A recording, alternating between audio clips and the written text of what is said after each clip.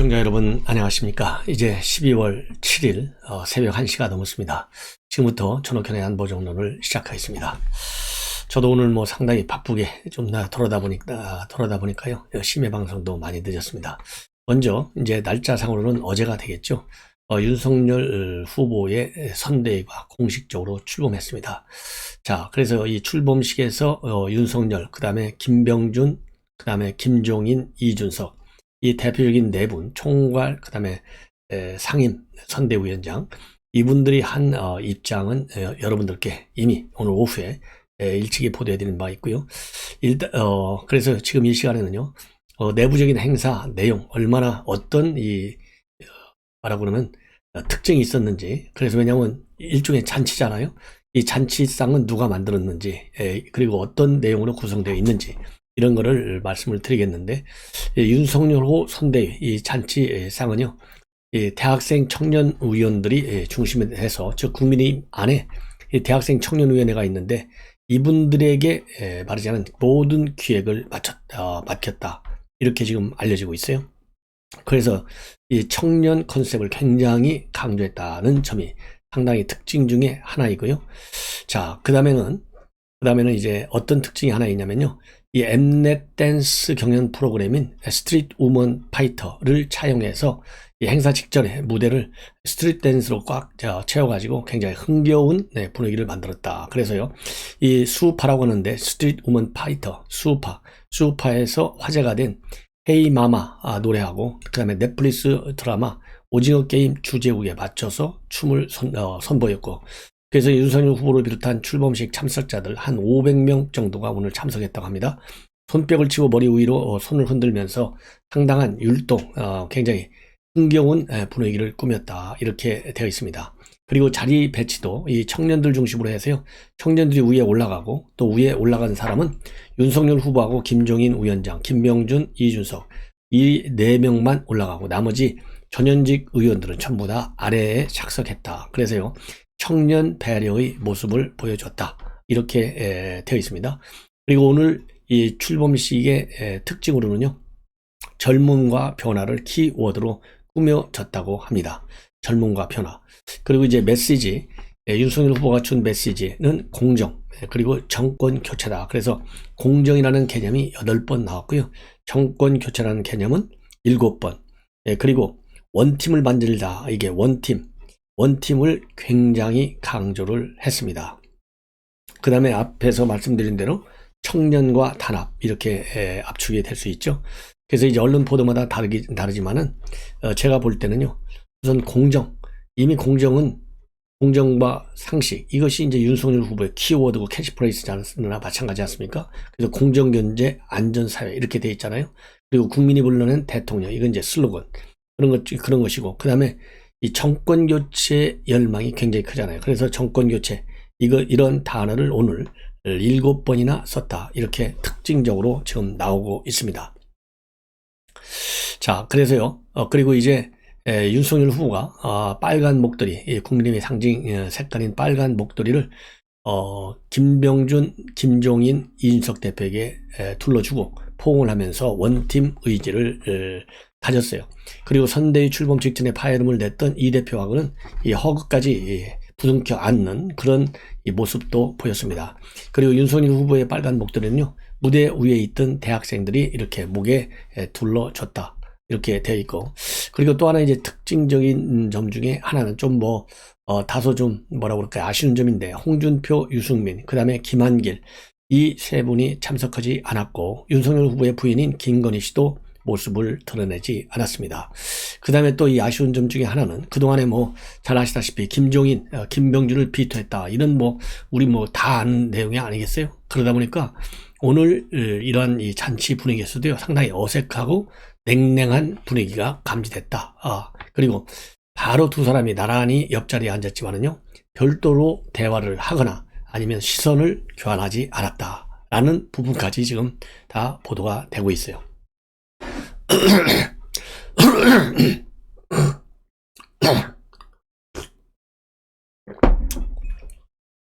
그리고 죄송합니다. 그리고 이제 윤석열 후보는 오늘 연설에서 이 지긋지긋한 부패하고 무능한 정권을 반드시 심판해야 한다. 지겹도록 엮은 위선 정권을 반드시 교체해야 한다. 이번 선거에서 반드시 이겨서 향후 있을 지방선거, 총선에서 승리할 기반을 마련해야 한다. 대한민국을 확 바꾸겠다. 확 바꾸겠다. 이게요, 무대, 이 전광판에 확자가 굉장히 크게 써놨다고 합니다. 그 다음에 김종인 총괄선대위원장은 문재인 정부가 쫓아내려 안달했던 강직한 공직자가 공정과 정의의 상징으로 지금 이 자리에 우리와 함께하고 있다. 그래서 상식을 증명하고 정의를 바로잡을 시간이다. 국민의힘을 보여줄 때다. 이렇게 말을 했습니다. 그리고 김병준 위원장은요, 분배와 안전, 공정의 담론이 살아서 펄떡이는 자유주의 철학과 이를 기반으로 한 체제가 새로운 나라를 만들 수 있다. 이렇게 밝히고, 또 이재명 후보를 겨냥해서는요, 국가주의와 대중, 영합주의가 결합할 때 나라도 민족도 파국, 파산, 파면했다라고 하면서 이재명을 비판했습니다. 그리고 이인석 대표, 선대위 출범 지정의 자맹 행보와 선대위 내부 내홍을 의식한 듯이 지난 며칠간 제가 초래한 혼란에 대한 비판 달게 받겠다, 이렇게 언급을 하고, 하지만 표를 얻기 위해 불철주야 노력하는 윤 후보와 우리들의 순수한 노력 사이로 남을 깎아내리고 이간질해 본인의 자리를 만들려는 사람이 들어오지 않았으면 좋겠다. 그래서 여전히요, 이준석 대표 이 마음의 앙금이 남아있다, 이렇게 정리가 됩니다.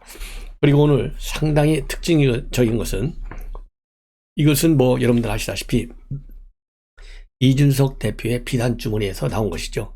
AI 윤석열이 오늘 등장했습니다. 그래서 AI 윤석열은 이 기계학습을 통해서 동영상 형태로 구현된 가상의 윤 후보입니다. 그래서 AI 윤석열은 오늘 뭐라고 했냐면요, 동해번쩍 서해번쩍 방방곡곡 국민 여러분을 찾아가겠다. AI 윤석열이 혁신의 도구라면 공정하고 정의로운 나라를 만들고 새로운 시대를 열어갈 리더는 오직 국민에게 충성할 윤석열 후보다, 이렇게 밝혔어요. 이 얘기는 결국 뭡니까? 윤석열 후보의 상징적인 말 중에 하나가 나는 사람에게 충성하지 않는다잖아요. 이 2013년도 국정감사 때 한 얘기잖아요. 이 발언을 염두에 둔 메시지가 바로 오직 국민에게 충성한 윤석열 후보, 이 대목에서 우리가 찾을 수 있습니다. 그리고 오늘요, 상당히 충격적인 이런 연설을 한 사람은 토론 배틀인 나는 국대다 출신인 청년 김민규 씨입니다. 고3 도전자죠. 최연소 2003년생. 그리고 백지원 씨. 백지원 씨는 이제 최재형 캠프에서 청년 대변인을 한 바 있어요. 이 두 분이 청년을 대표해서 연설을 했습니다. 그리고 이날 당 대학생위원회 60명이 윤 후보와 함께 무대를 꽉 채웠다. 이렇게 오늘 행사를 정리할 수 있어요. 자, 그러면 방금 전에 말씀드린 대로 오늘 이제 국민의힘 대학생위원 20명이 윤 후보 옆자리에 쭉 앉았는데요. 그 중에 조금 전에 말씀드린 대로 김민규 씨 18살, 백지원 씨 27살, 이분이 둘이서요, 두 청년이 2030 세대 시민 대표로 연설을 했어요. 자, 연설 메시지를 여러분께 간략하게 말씀을 드리면, 이 김민규 씨의 경우에는 이렇게 연설을 했습니다. 저에겐 꿈이 있다. 권력보단 국민 사랑을, 대통령직 트로피보단 공정, 상식이라는 철학을 먼저 하는 대통령이 제가 처음으로 투표하는 대통령이 됐으면 좋겠다. 왜냐면 뭐 투표권이 18세, 19세부터 있지 않습니까? 그러면서요, 그는 선대위 출범식 직전 봉합된 선대위 인선 갈등과 관련해서요, 국민의힘 발자취는 항상 불협합니다. 그것이 우리가 이어온 방식이고 우리는 이번에도 승리할 것이다. 이렇게 밝혔어요. 상당히 의미심장한 연설을 했습니다. 그리고 또 이 백지원 씨 27살짜리 청년인데요. 이 백지원 씨의 경우에는 상당히 울먹이는 목소리로 연설을 했어요. 그래서 벼랑 끝에 내몰려 매일 힘겹게 사는 청년들과 평생 헌신하며 희생한 부모님들을 생각하면 가슴이 찢어지고 눈물이 난다. 우리의 미래는 우리가 직접 선택해야 한다. 국민의 힘을 모아 이 땅의 공적, 상식 바로 세워야 한다. 이렇게 호소를 했습니다. 자, 그래서 이렇게 이제 김문규 씨의 연설, 왜냐하면 이제 난 국대다 여기에 참여했던 사람이잖아요. 이 8강까지 그 당시에 8강까지 진출할 정도가 되니까 어마어마한 실력을 가지고 있는 청년이죠. 그래서 오늘 김민규 씨의 연설과 관련해서 이준석 대표가 이 김군의 연설 영상을 공유하면서 뭐라고 칭찬하고 있냐면, 우리 고3이 민주당 고3보다 우월하다. 김민규 당원 꼭 언젠가는 후보 연설문을 쓰고 후보 지지 연설을 할 날이 있을 것이다. 이렇게 이 입장을 발표했습니다. 그래서 여기서 얘기하는 민주당 고3은 누구를 얘기하느냐? 민주당 여러분들 기억나시죠? 광주 선대위 공동위원장에 임명된 만 18살짜리 여고생 남진희 양을 가리키는 겁니다. 자, 그래서요, 오늘 이 김군의 연설, 이 김민규 이 연설이요, 상당히 뭐라고 그럴까요? 오늘 이 분위기를 굉장히 한번 띄우는데 크게 뭐라고 그럴까, 기여를 했다, 이렇게 되고요, 평가되고, 그리고 연설 도중에 이례적으로 엄청난 박수 그리고 환호가 터져 나왔습니다. 예. 그리고 또 윤석열 후보도 말이죠, 출범식이 끝난 다음에 취재진과 만나서 김군의 불협화음 연설을 거론하면서, 왜냐하면 불협화음이 주제나 마찬가지잖아요. 지극히 당연하고 맞는 이야기다. 자유민주주의를 추구하는 민주당의 자연스러운 현상이다. 예, 이렇게 입장을 밝혔습니다. 그리고 이제 마지막으로 이 김군이 한 얘기 중에요, 굉장히 의미 있는 부분 중에 하나가 아까 새로운 불협화음을 준비한다, 이런 이 김군의 연설도 의미가 있지만요, 이러한 내용도 상당히 의미가 있어요. 뭐냐면 우리는 여의도의 문법으로 이해할 수 없었던 30대 당 대표가 세운 정당이다. 남들처럼은 조직이나 사람에 충성하는 것이 아니라 공정과 법치에 충성하는 후보가 있는 정당이다. 이런 또 연설 내용 중에요, 이런 부분이 있었어요. 그래서 이 굉장히 뭐라 그럴까요, 반향이 컸다라고 말씀을 드립니다. 자, 그리고요, 이제 오늘 이렇게 선대위가 공식 출범하다 보니까 이 핵심 컨셉이 뭐냐, 이제 선대위를 포진하고 있는 윤석열의 사람들을 볼 때 핵심 컨셉은 바로 반문 빅플레이트다. 이 반문 빅플레이트라는 말은요, 저도 여러분들께 논평하면서 종종 말씀을 드린 건데, 윤석열 후보가 출범, 그러니까 정치 참여를 선언하면서 했던 얘기가 반문 빅플레이트예요. 그동안에 우리는 이제 빅 엄브렐라, 큰 우산을 만들자, 그래서 전부 들어와라, 통합하자, 이런 얘기 했잖아요. 그런데 윤석열 후보는요, 빅 플레이트, 엄브렐라, 우산이 아니라 접시, 빅 플레이트가 만들자, 이렇게 됐는데, 윤석열 후보의 선대위 구성을 보면 빅 플레이트에 충실한 이 선대위가 구성이 됐다, 이렇게 우리가 볼 수 있습니다. 더군다나 이 출범식에 앞서서 윤석열 후보는요, 페북에다가 지도자 한 사람이 모든 걸 결정하고 끌고 가는 시대는 이미 지났다.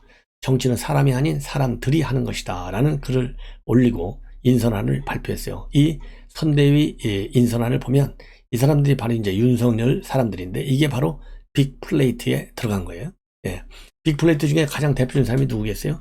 김종인. 전에 민주당에서 비대위원장을 했잖아요. 김병준. 노무현 정부 때 청와대 정책실장을 했잖아요. 그리고 김한길, 새정치민주연합 대표를 했어요. 이 삼각연대가 바로 이 빅플레이트를 상징하는 인물들이다, 이렇게 볼 수 있고, 그 다음에 공동선대위원장도 김기현, 김도우, 조경태, 박주선, 이수정, 그 다음에 스크류커버 디나, 그 다음에 노재성, 이런 사람들이 있는데, 이 중에 이제 이 박주선 전 국회 부의장의 경우에는 호남 출신의 중진이잖아요. 그래서 친문 세력을 제외한 대통령의 대통합 컨셉이 되는 거예요. 네. 그리고 이수정 교수, 그 다음에 워킹맘 스트루커바 디나하고요, 30대 자영업자 노재성 씨, 이런 분들도 이제 공동선대위원장이 됐는데, 이 사람들은 정치인이 아니에요. 그리고 청년과 여성 표심을 고려한 배치예요.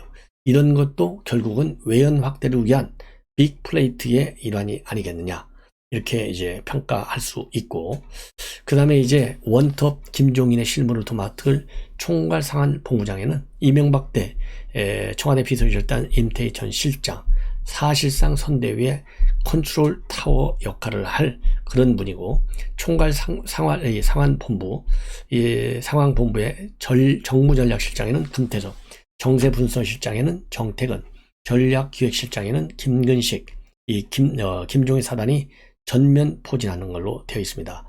그리고 후보직 속으로 약자와의 동행위원회, 내일을 생각하는 청년위원회를 두고 있고, 이 위원회는요, 두 곳 다 이 후보가 위원장을 맡는 걸로 되어 있어요.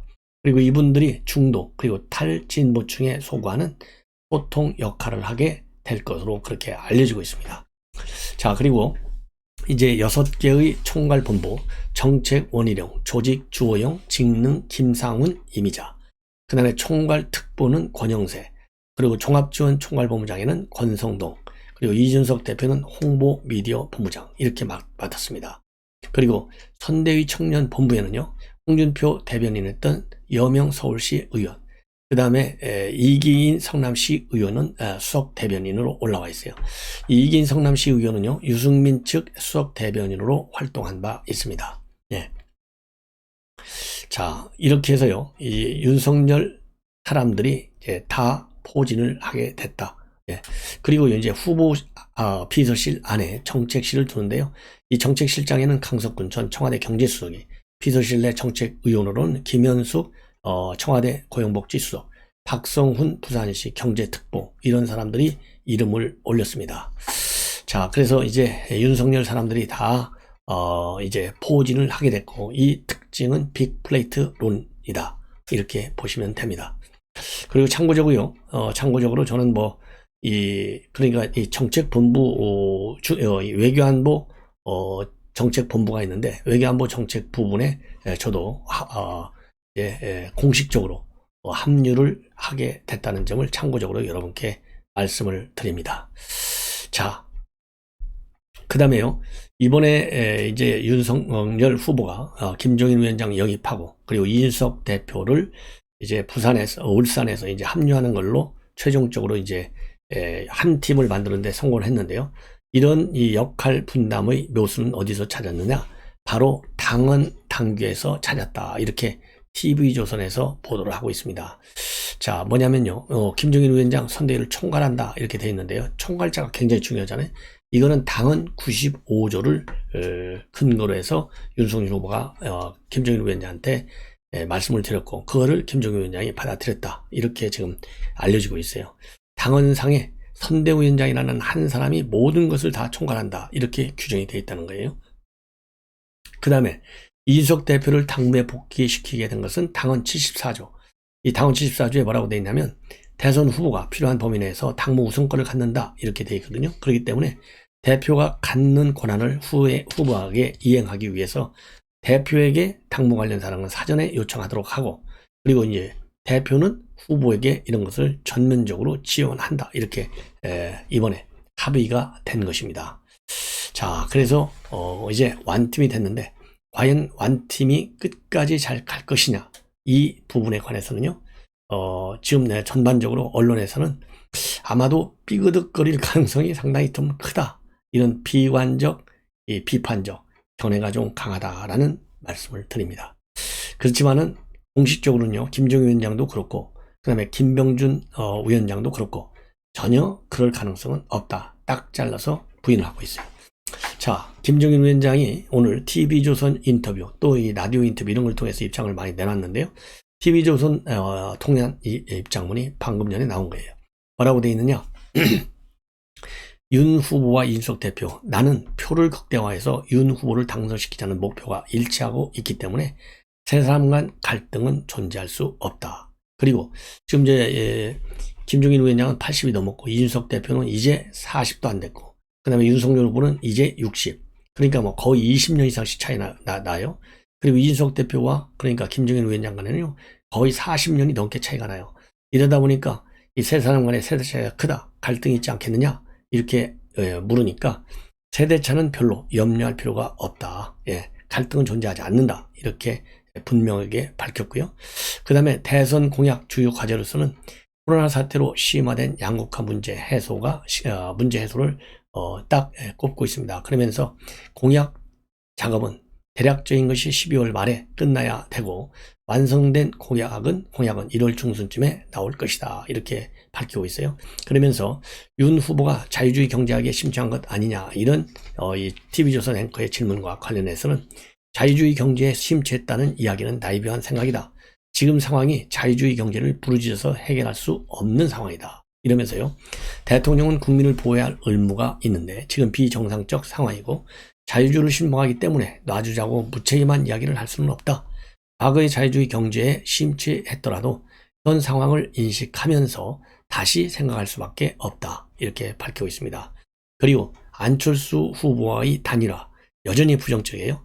합리적인 사람이라면 일반 국민 지지도로 봐서 끝까지 갈 수 있을까를 스스로 판단할 수 있지 않을까 이렇게 생각한다고 밝혔어요.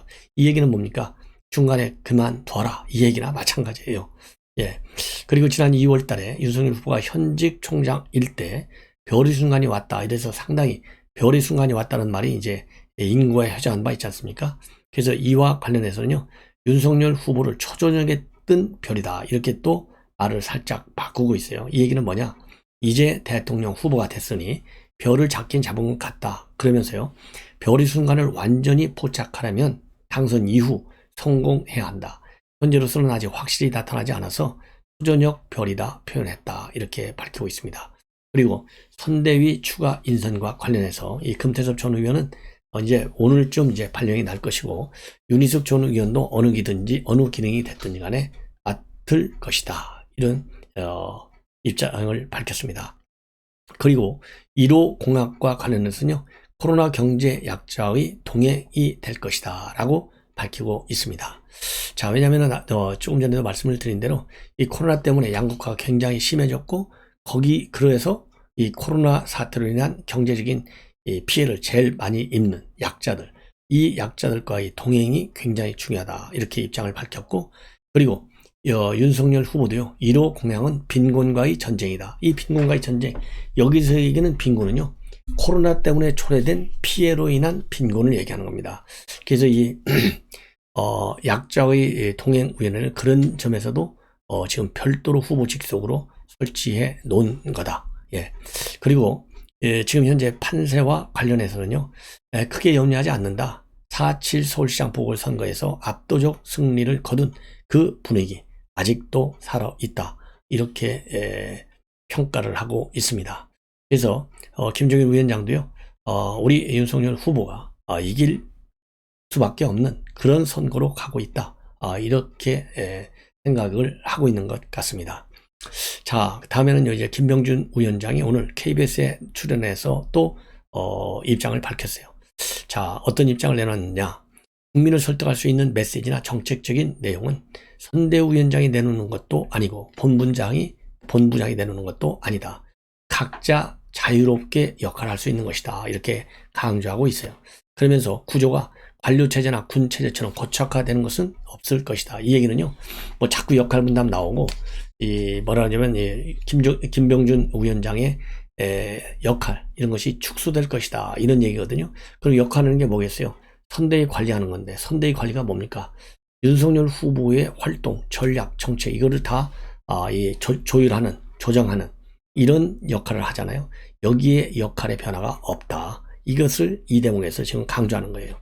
그리고 특히 별도로 또 역할 분담에 관한 구체적 질문과 관련해서는요, 김종인 위원장하고 이야기를 상세히 나눠보지 않았는데 제 나름대로 무엇을 해야 하겠다라고 생각을 하고 있다. 그리고 이 선대위 구성 과정에서 견제가 있었냐는 질문과 관련해서는 견제라고 생각하지 않는다. 선대위 운영 방식에 있어서 견해다. 제가 견제로 느끼질 않는다. 이렇게 얘기를 하고 있고, 그 다음에 이준석 대표가 지방, 무단으로 당문을 거부하고 지방을 수시 방문했잖아요. 이 문제와 관련해서는요, 저하고는 아무 관계가 없다. 저하고 관계가 있다고 생각하지 않는다. 이준석 대표는 김종인 위원장이 안 돌아오게 되는 경우에 김병준 총괄 선대위원장이 김병준 의원이 위원장이 총괄 선대위원장을 맡아야 된다라고까지 얘기를 하지 않았느냐 이렇게 얘기하고, 그리고 이제 김종인 위원장이 경제상식이 없는 사람들이 자유주의자처럼 행세를 한다 이렇게 언급을 했어요. 5일날 이 질문에 대해서는요, 싸움을 시키고 싶으시죠? 라고 반문하면서 고전적 자유주의자 얘기를 했다. 제 얘기가 아니다. 저는 거기에 해당이 안 된다. 이렇게 딱 부러지게 정리를 하고 있습니다. 당시 이제 김종인 위원장은 뭐라고 얘기했냐면요, 김병준 위원장은 자유주의자이고 본인 김종인 위원장은 국가주의자라는 얘기가 있는데 이런 거에 대해서 어떻게 답하냐, 그렇게 물어봤어요. 그러니까 조금 전에 말씀드린 대로 경제 상식이 없는 사람들이 자유주의자처럼 행세를 한다. 이렇게 김종인 위원장이 언급을 한 것입니다. 그래서 이제 김병준 위원장은요, 그럼에도 언론에서는 김병준을 정형했다고 하는데 이걸 어떻게 생각하느냐? 그러면 저격하면 맞아야 한다. 이렇게 또 입장을 내놨어요.